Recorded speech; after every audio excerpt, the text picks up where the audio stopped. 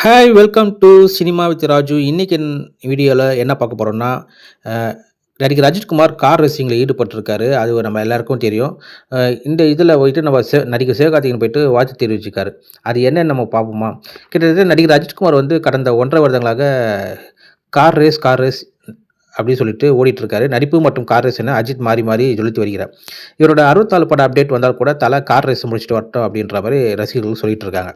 So இந்த நிலையில பார்த்தீங்கன்னா, இப்போ வந்து நடிகர் அஜித்குமார் கார் ரேஸில் தீவிரமாக ஈடுபட்டு வருகிறார். அதுவும் துபாயில உள்ள அபுதாபியில் அவரது அஜித்குமார் ரேசிங் அணி ரேஸ் ட்ராக்கில் சீறி பாய்ந்து வருகிறது. கடந்த 1 மாத காலத்துக்கு மேலாகவே தமிழ் சினிமா பிரபலங்கள் பலரும் வந்து அஜித்தை ரேஸ் ட்ராக்கிங்கு சென்று நேரில் சந்தித்து வாழ்த்து தெரிவித்து வருகிறார்கள். இந்த நிலையில தான் நேற்று, அதாவது பிப்ரவரி 7ஆம் தேதி நடிகர் சிவகார்த்திகேயன் நடிகர் அஜித்தை சந்தித்து வாழ்த்து தெரிவித்துள்ளார்.